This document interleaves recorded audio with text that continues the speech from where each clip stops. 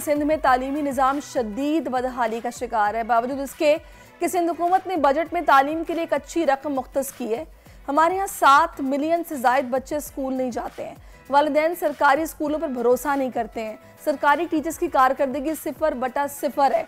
इसी तरह डिग्री जो कॉलेजेस हैं उनका मयार जो तालीम है वो भी बहुत ही ख़राब है। और तो और अब जामियात के चांसलर्स ने भी खदशा जाहिर कर दिया है कि जामियात को डिफ़ॉल्ट से बचाना है तो अरबों का बजट देना होगा। इसी सारी सूरत हाल पर बात करने के लिए वाइस चांसलर हैं NED यूनिवर्सिटी के डॉक्टर प्रोफेसर सरोज हशमत साहब ने हमें ज्वाइन किया। अस्सलाम वालेकुम प्रोफेसर साहब। वालेकुम अस्सलाम। प्रोफेसर साहब, सबसे पहले तो मुझे नीयत बड़ी नेक लग रही है, तभी इतना बजट मुख्तस किया गया है जो कि किसी सूबे ने नहीं किया, लेकिन सिंध हुकूमत ने किया तालीम के लिए। किस तरह देख रहे हैं आप? देखिए, मैं अगर आप सूबे की तालीम की बात करें तो उसके 3 पोर्शंस हैं। एक स्कूल डिपार्टमेंट है जो स्कूलों को लुक आफ्टर करता है, स्कूल और कॉलेजेस को, और कॉलेज स्कूलों को। दूसरा डिपार्टमेंट है जो कॉलेजेस को देखता है। तीसरा डिपार्टमेंट है जो यूनिवर्सिटीज़ को देखता है। और मैं ज़ाहिर है कि जो बजट एलोकेशन यूनिवर्सिटीज़ के लिए उसी के बारे में जानता हूँ और उसी में अपनी राय दे सकता हूँ। तो यकीनन एक बहुत खुशाइन बात है कि हुकूमत सिंध ने इस साल 35 अरब रुपए का बजट मुख्तस किया है सिंध की 30 जामियात के लिए, जो यकीनन न सिर्फ खुशाइन है बल्कि बाकी सूबों के लिए भी बाकी सूबों के लिए भी वो बहुत ही मशाल राह साबित होना। सही। अच्छा, मुझे ये बताइएगा प्रोफेसर साहब, ज़ाहिर है आपकी गहरी नज़र तो होगी ओवरऑल जो इस वक्त सूबे में सूरत हाल है तालीमी निज़ाम पर, क्योंकि ज़ाहिर है आप एक एजुकेशनिस्ट हैं, आपकी फील्ड ही ये है। तो क्या अब आप इसकी किसको ज़िम्मेदार समझते हैं आप, जो तालीमी हाल यहाँ पर है कि स्कूलों से तकरीबन 44% बच्चे बाहर हैं, स्कूल्स इस तरह के हैं कि वहाँ पर गधे और घोड़े बांधे गए हैं, और जो बच्चे हैं उनकी तालीम इस तरह की है कि कोचिंग सेंटर्स उन्होंने ज्वाइन किए हुए, स्कूलों पर असातिज़ा पर उनका भरोसा नहीं है। तो ये कोई नया बिगाड़ नहीं है, बड़ा पुराना बिगाड़ है जो कि होते होते यहाँ तक सूरत हाल पहुँची है। कैसे देखा आपने? देखिए, अगर आप ओवरऑल सिचुएशन का अहाता करें तो पिछले 75 साल में किसी भी हुकूमत के लिए तालीम कोई बहुत बड़ी प्रायोरिटी रही नहीं। अच्छा। ये आज की हुकूमत नहीं, मैं इस शोबे से तकरीबन 40 साल से वाबस्ता हूँ, और मेरी खुशकिस्मती थी कि मेरे दोनों वालिदैन भी इस शोबे से मुंसलिक रहे।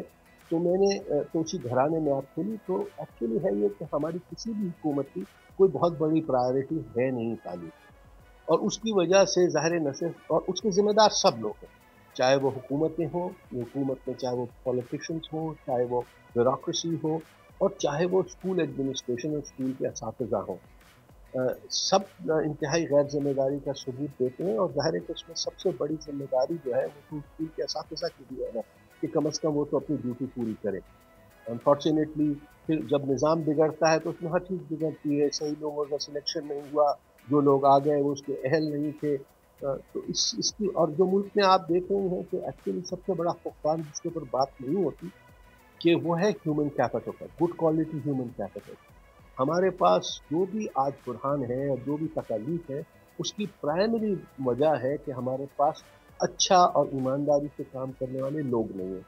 और ये जभी होंगे जब हम अपने तालीमी निज़ाम के ऊपर भरपूर तवज्जो देंगे और टॉप प्रायोरिटी देंगे।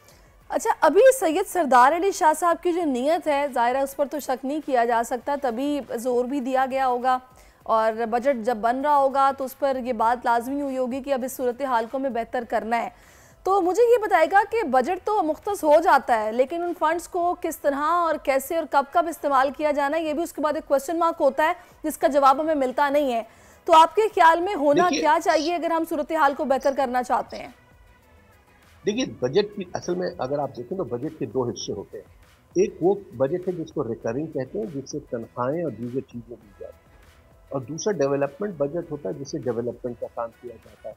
तो जहाँ तक ताल्लुक़ है तनख्वाहों का और रिकरिंग बजट का, वो तो इस्तेमाल होता है। ज़ाहिर जो लोग हैं उनकी तनख्वाहें जा रही हैं, पेंशन जा रही है, और दीगर खर्चे होते हैं तालीमी इदारे चलाने के लिए, तो वो तो इस्तेमाल होता है। अब डेवलपमेंट प्रोजेक्ट्स जो हैं वो ज़ाहिर है कि स्पेसिफिक होते हैं कि क्या कोई स्कूल की बिल्डिंग बननी है, क्या यूनिवर्सिटी का कैंपस बनना है, उस पर बहुत कुछ डिपेंडेंट होता है उस स्कूल पे जो जिम्मेदार है डेवलपमेंट प्रोजेक्ट को करने की। तो जहाँ तक मेरा तजर्बा रहा है एज वाइस चांसलर और रिकरिंग और डेवलपमेंट बजट्स को हैंडल करने का, तो उसमें अगर आप खुद एफिशिएंट हैं, खुद भाग दौड़ कर रहे हैं, तो चीज़ें मिल भी जाती हैं और हो भी जाता है। अगर खुद तसाहुली से काम चोरी से काम ले रहे हैं, तो फिर इसी तरह उसका असर आपके प्रोजेक्ट्स पे भी। लेकिन इसमें आपने बिल्कुल सही बात कही कि ठीक है, डेवलपमेंटल एक होता है बजट, उसके अलावा जो मुख्तस की जाती हैं पेंशन्स और सैलरीज़, उसके लिए एक अलग फंड्स होते हैं। और तीसरा मुझे ये बताइएगा कि ये जो हम एजुकेशनल रिस्ट्रक्चरिंग की मैं बात करना चाह रही हूँ कि जो एक ट्रस्ट डेफिसिट का शिकार हैं पेरेंट्स, नहीं वो लोग ट्रस्ट करते सरकारी स्कूलों पर, कोशिश होती है कि प्राइवेट स्कूलों में दाखिल कराएं जहाँ पे भारी भरकम फीसेस दे रहे होते हैं सिर्फ इसलिए कि बच्चों का जो बेस है वो अच्छी बन जाए, उनको तालीम अच्छी क्वालिटी की मिले। आप क्या समझते हैं कि स्कूलों की इस हालत-ए-ज़ार को बेहतर करने के लिए हमें क्या करना होगा? देखिए, बहुत आसान है, कोई इतना मुश्किल काम नहीं है।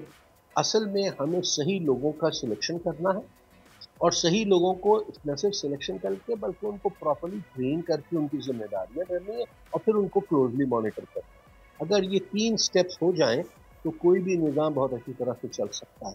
लेकिन अनफॉर्चुनेटली ये सिर्फ सिंध में नहीं है, पूरे पाकिस्तान में है कि जब तालीम के मामला आता है तो हम असातिज़ा के सिलेक्शन में बहुत जिम्मेदारी का सबूत नहीं देते, और अगर दे भी देते हैं तो फिर ज़ाहिर है कि उनकी ट्रेनिंग और उसके बाद उनको उनकी मॉनिटरिंग वो कमज़ोर होती है। जब तक मॉनिटरिंग नहीं होगी, ये देखा नहीं जाएगा कि उस्ताद जो है वो क्लास में जा रहा है या नहीं जा रहा है, और अगर जा रहा है तो पढ़ा रहा है कि नहीं पढ़ा रहा है। तो जो प्राइवेट इदारे होते हैं उसमें ये मॉनिटरिंग होती है, सही। और उसमें जो जो असातिज़ा परफॉर्म नहीं करते हैं उनसे वो जिम्मेदारी ले ली जाती है। तो जब तक ये सिलसिला नहीं होगा, जब तक रिजिड कंटिन्यूअस मेरिट पे मॉनिटरिंग नहीं होगी, तो ज़ाहिर है कि परफॉर्मेंस ऐसी ही रहेगी। सही।